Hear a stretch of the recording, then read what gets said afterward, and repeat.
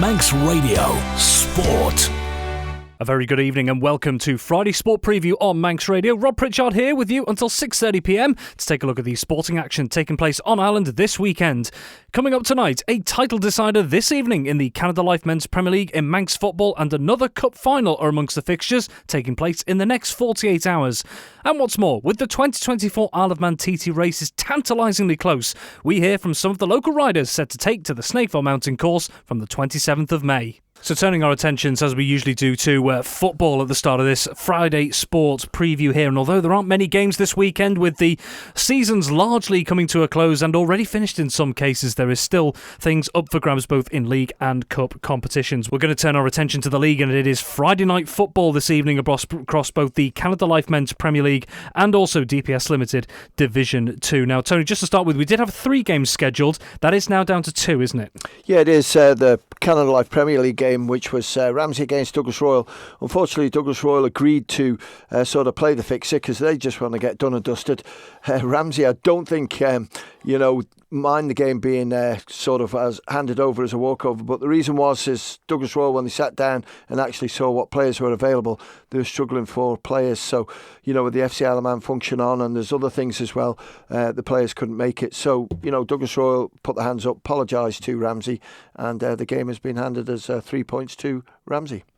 And just very quickly, as clarity, does that mean both of those team seasons has now officially concluded? No, not really, because Ramsey obviously have got the Hospital Cup final, which is coming up on the Friday against Laxey. In league terms? In league terms, yes, definitely. And let's have a look at that. What a great finish it's been for Ramsey, because, third place in the league is absolutely brilliant for them.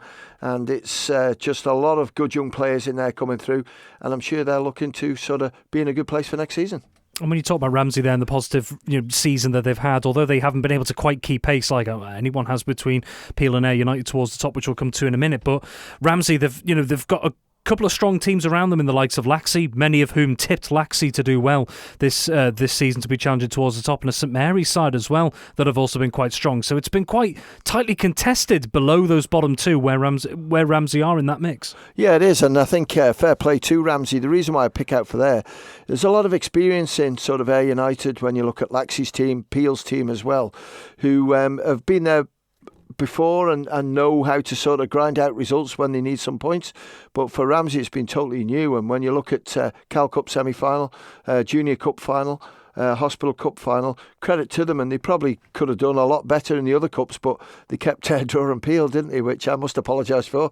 But they've got a great opportunity now in the Hospital Cup final to see if they can get some silverware. We'll come on to the Hospital Cup final in a little bit, but Douglas Royal as well. They were embroiled really in that battle against the drop for quite a while, but started to pick up some really important results towards the end of the season. Yeah, they did, and I think it was important for them. And I never thought Douglas Royal would be relegated, to be honest with you, Rob, because I thought the young players that they got there are good enough. Maybe one or two out injured, and then one or two were playing elsewhere. That's fine. This happens in Manx football, and I think Michael Fitzmaurice and certainly Gavin Gorn will be proud what they've achieved with that team, because it's been a right mix and match of more experienced and older defenders with some youthful forwards, and again they'll be looking to sort of build on the position there where they finished this year. I know it's not been where they wanted to be, but there's still a good football inside, and they'll be looking to do well next season. And then we looked, so that game not taking place, a home walkover awarded to Ramsey in that game, Ramsey versus Douglas Royal. The other Canada Life Men's Premier League game this evening is the big one. Ayr United up against St Mary's. Ayr United, after that narrow victory at Braddon earlier in the week, they just now need a point from this game against St Mary's to lift the Canada Life Men's Premier League. But on paper at least, it does not look a straightforward task coming up against a St Mary's side who, as we've already mentioned, Tony, have had a good season to date. Well, they have, and when you look back at a recent game that St Mary's had against Moran, they were 2-0 down and showed, that's what I'm saying, great character in that second period, scoring 4 goals to come back with 4-2 winning under their belt. But, against Ayr United. It's going to be tough. Ayr against Braddon. Let's have a look at that one midweek. Braddon probably played the best that they've played all season by all accounts. I was at that game myself. Yeah, and fair play to them. And David Kinraid unfortunately missed a penalty, but it was Christian Penswick's goal that sort of got them the points. But there's one or two key players missing there. Sean Kelly didn't play. Jamie Callister didn't play. I would think certainly Jamie will play tonight, but certainly Sean's got to go through a lot of sort of, how can I say, physio to sort himself out, and I'm sure he's trying to do that. But, you know, may the best team win, and there's one thing for sure, St Mary's will be looking to take the points away from them, and if they can take the win, then it's Peel who'll finish up as champions. And for Ayr United as well, if they were to make it over the line this evening and get their hands on the Canada Life Men's Premier League, that'd be 2 titles in 3 seasons. You know, where has this come from in recent times, do you think, with Ayr United, that they are, if they've not been winning the Canada Life Men's Premier League, they've been pushing towards the top in the right places most of the time? Yeah, I think there's two things. Friendship, for one. I know that sounds daft, but they're all sort of best mates in there. And if you have a look at them, they've all got sort of children under 1 year, and it's near enough all happen in the same year. So, you know, that even the wives and the husbands, they're all sort of close together. But, you know, the man that's been pivotal, or 2 men, is certainly Nick Hurt. He's done a fantastic job. And you can't forget Rick Holden as well when he was there. And he was the one that sort of got him into that title win. And then sort of last year it was Peel who took the trophy away from them. But this year it's been nip and tuck between the 2 teams. And, you know, may the best team win. And, you know, it's great that I feel, you know, Peel can look at this and say, this is going to be a humdinger of a game. St Mary's want that result. Ayr want that result, but Ayr a point will do. But St Mary's are going for 3. And you look at the records that they've had going towards the top. Ayr United and Peel. Peel just the 2 defeats this season. Ayr United just the 1 as well. I mean, that is some record to be putting out in the top flight already, no matter what happens this evening. Well, it is. It's fantastic, and it just shows you how strong they are. And, you know, unfortunately, you've mentioned it, Laxey didn't sort of quite get it together for the 23-24 season. But, you know, they've shown by getting to the Hospital Cup final that they're strong enough. But, you know, any team like that, and I think, you know, Peel will be just all up there in numbers, I think, to watch the game. And it's one of them that, you know, Ayr United know what they've got to do, and they've got to put a performance and a half in to try and take the points away from St Mary's.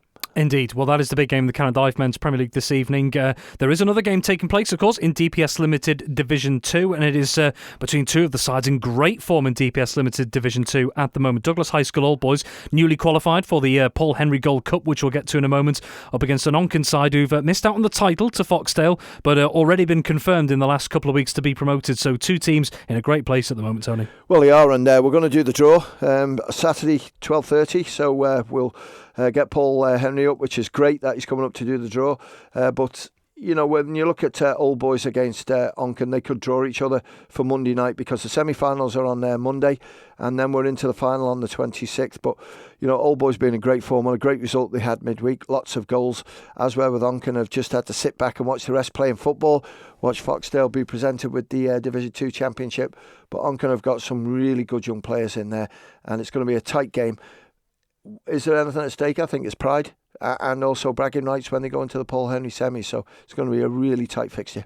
And just the one game this Saturday, but it is a big one. More silverware up for grabs. It is the Ascot Hotel Junior Cup final taking place at 2 o'clock on Saturday afternoon, and it is a meeting of the top 2 sides in Combination 1 in the league this season. The newly crowned champions this season, Ramsey, up against last year's winners who had a perfect record last season, Russian United, Tony.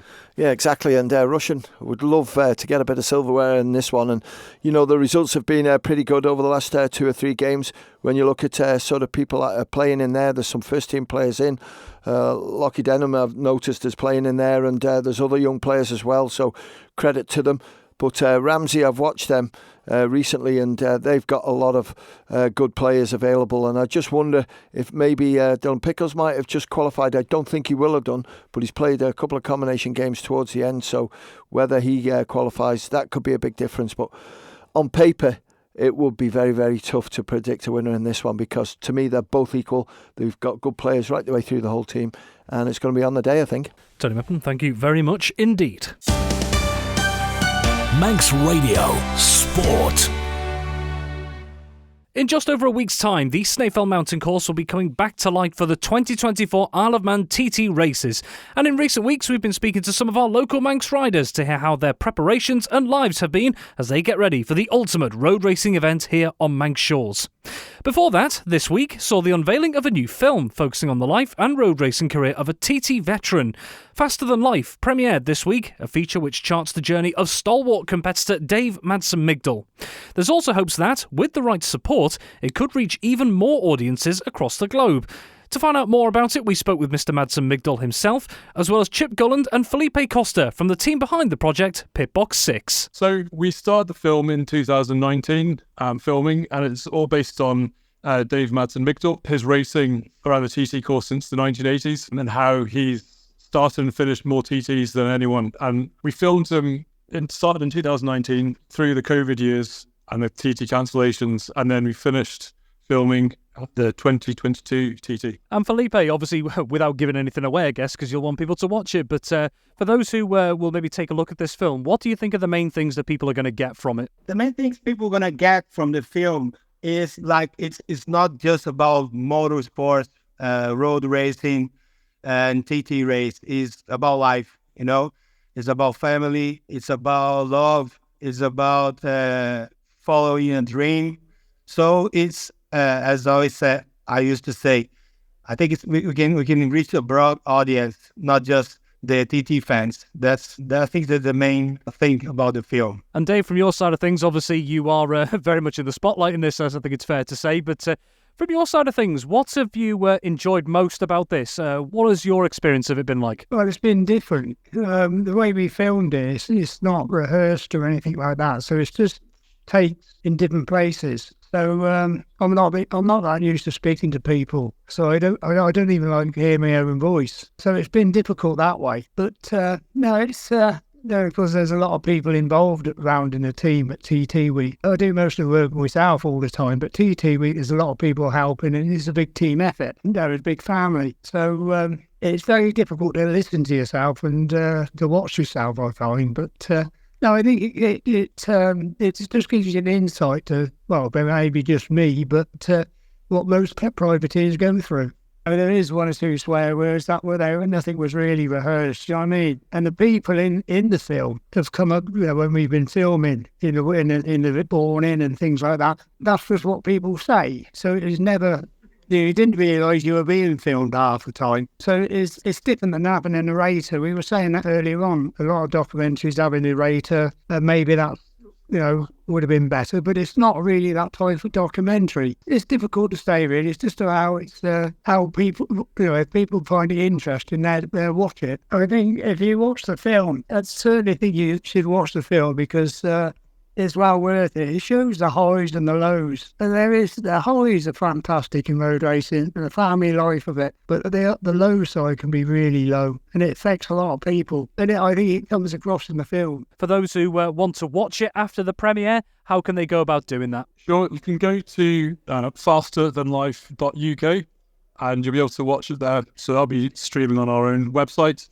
You can also buy some merch on there as well. So the film story is 100% complete, but we still need to raise finance to polish it off so that we can then take it to film festivals and other networks. Manx Radio Sport. So that's something charting motorsport history in recent times. Now it's time to turn to the present. After missing last year's races due to injury, Manxman Nathan Harrison is set to take to the course for the first time as a Honda Racing UK rider.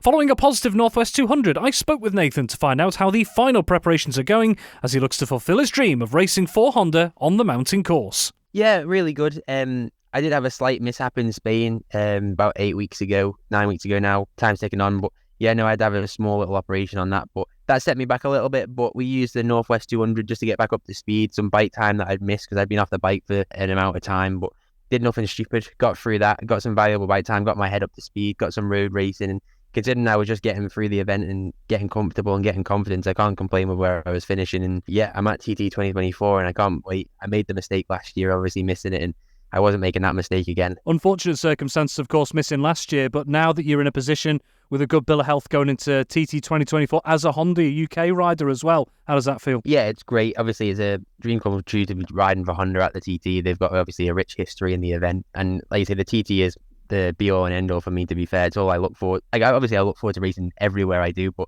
the TT is the big event of the year, and like I say, that was taken away from me last year through obviously the accident I had at the Northwest 200. So yeah, the island comes alive. It's great to see. Obviously, being Manx, getting to race the TT course as a Manx person on a factory Honda, it's proper dream come true moment, and I can't wait to keep going. And just obviously after missing last year as well, it'll be a case of building up through practice weekend, and hopefully race weekend I can be where I want to be and just build up and stay under the radar. The Northwest 200, yourself, John and Dean, all out there on the Superstock bikes. That was quite a headline that the Honda Racing UK could only bring Superstocks to the Northwest. Supply chain issues meant that the Superbike and Supersport machines weren't going to be there, and they weren't there. But what was the feeling in the camp after the Northwest for all of you? Obviously, like you say, to be fair for myself, it didn't affect too much, as I've opted not to ride a Superbike this year, just because I've missed obviously last year, and I just wanted to concentrate full effort on a Superstock bike and a Supersport 600 bike. So obviously I was missing the 600, but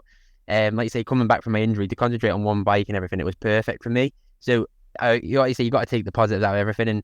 And same at the TT, I am riding a 600 and a Superstock bike. I'm not actually riding a Superbike, so it's not a major thing for me. But obviously afterwards, you can't take anything bad from the event either. Like I had solid finishes. John obviously on the podium at 52 years old. That's a proper achievement. And obviously Dean as well in the last Superbike race, he was battling up against the two Superbikes all the way until the end on in this last Superbike race at Northwest 200. So it just shows how good a Superstock bike is. So I think, like you say, when Dean and John get on their Superbikes at the TT, I think the team will be in a good position. Manx Radio Sport. Elsewhere, we've seen the emergence of a number of local talents in racing who are continuing to impress and develop each year. One who's had a whirlwind last 12 months or so is Joe Yeardsley, a winner at last year's Pre-TT Classic Road Races and Manx Grand Prix, and a podium finisher at the Kine Road Race in Mexico. He's looking to make his TT debut this year, and he recently caught up with us at Manx Radio and described his experiences in what has been a breakthrough year. It's been an emotional roller coaster, to be honest. It's all been very positive, but it's been a lot to take in. I mean, you know, becoming a dad last year of a little boy was born on the 1st of July, and your life changes, you know, drastically with that. And then, you know, having the good pre-TT and the Manx Grand Prix, and it's all been quite a lot to take in, to be honest, because obviously after the Manx Grand Prix, go straight back to work and get on with family life. And then it's only now when you kind of look back at what we've done, and you know, it is special, and I'd just like to thank everyone that's been a part of it, kind of making it happen. You know, it does really mean a lot. And not just for yourself as a rider and the progress you seem to be making, but also the people around you to make sure you've got a bike ready to race. You can travel around everywhere with all the equipment and all the tools you need. How important has the team around you been? Yeah, the team's fantastic. You know, they don't really need any introduction. You know, Chris Palmer, Dave Clark, Stephen Clegg, you know, they're the guys on the spanners, and them guys have all been kind of with me from day one when we started this venture after COVID, which wasn't really that long ago when you think about it. I did my race school at Derby in May 2021, so it's been quite an eventful 3 years. But you know, having them guys on board, and obviously family and friends and fantastic sponsors, you know, having a team like that has helped me massively in achieving what we have over the past 3 years, and I think I feel very, very lucky to have that. And looking ahead to TT, might sound like a very obvious question indeed, but how much are you looking forward to it? And also, what are you most looking forward to about it? Yeah, I think anyone that's ever started road racing, no matter what kind of level you're at, whether it's club level or, you know, coming from a BSB background and going to the TT, it's the pinnacle of any sort of road racing, isn't it? It's the biggest international road race event in the world, and I think being Manx makes it so much more special for me personally. It was great to do the Manx Grand Prix because my dad was a previous winner, but everything that we've done over the past 3 years has been leading up to this moment of making our debut at the TT. So to finally be here is amazing, and I'm very much looking forward to it. But at the same time, there's always the nerves there as well. But this year, as I've said, you know, previously, you're up against the best in the world now, and you think you're fast at the Manx Grand Prix, but when you go to the TT, it's a totally different level. So I'm just gonna I'm just really looking forward to doing it. I'm just going to go out there and without any major expectations, just to go out there and try and improve on the times for the Manx Grand Prix and kind of let it come to me naturally. I think it's not a sport you can rush for obvious reasons, and this will probably be the only year for the rest of my career that I can come to the TT with no pressure and just enjoy it. It can take people several years to get used to the TT course good and proper before they feel comfortable. So how important is it that you don't rush that process, that you settle into it? Yeah, no, I mean, it's definitely a positive thing that I have done the Manx Grand Prix before. It just gives you that insight into the course, and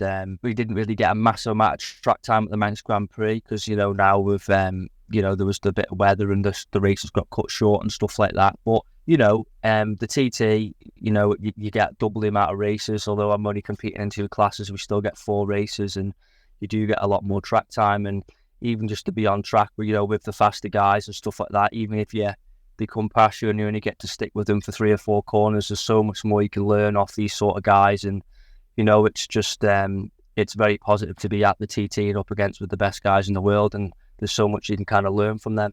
As a newcomer as well, when you do have those experienced riders around you going out into those first practice sessions, watching and learning for them, just how valuable is that round the course each day? Yeah, it's massive. I mean, I was very lucky at the Manx Grand Prix to get taken round with a lap with Michael Dunlop, and although he very quickly said, listen, there's no point in me teaching out to do a 130 mile an hour lap because you're nowhere near that yet, but he put me right in so many places where I was in the wrong gear, and offline and stuff like that. And the knowledge that them kind of guys have had, and I've done loads and loads of laps with Chris Palmer on the lead up to the Manx Grand Prix. I've Nick Jeffries. There's been so many people that have played a part.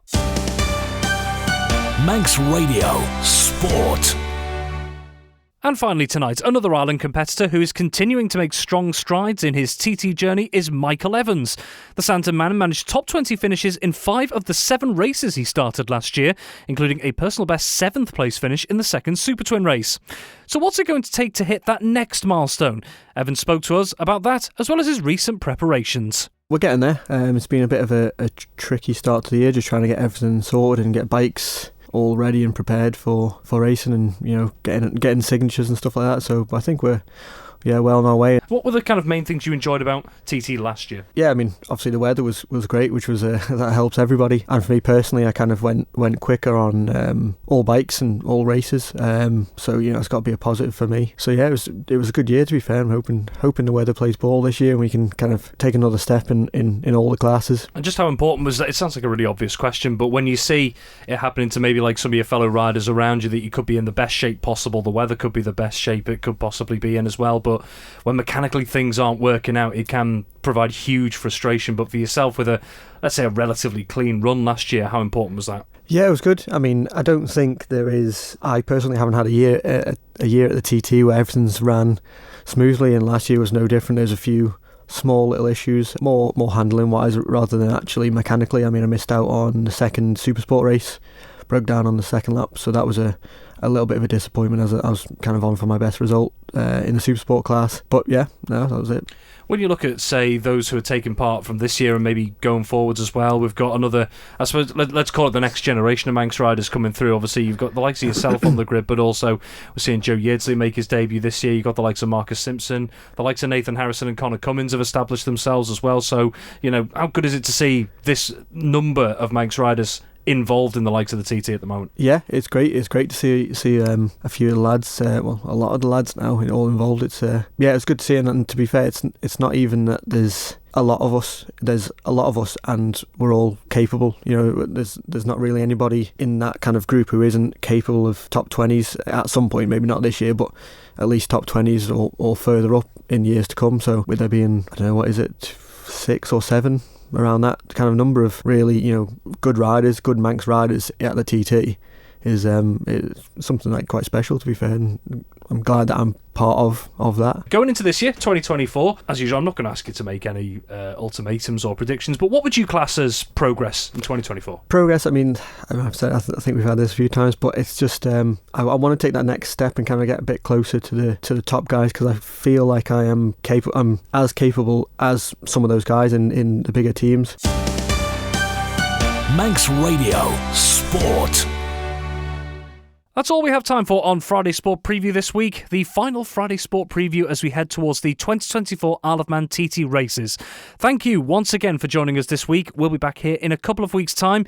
In the meantime, we wish you a safe and special Isle of Man TT from the 27th of May. But from us, until next time, it's bye for now.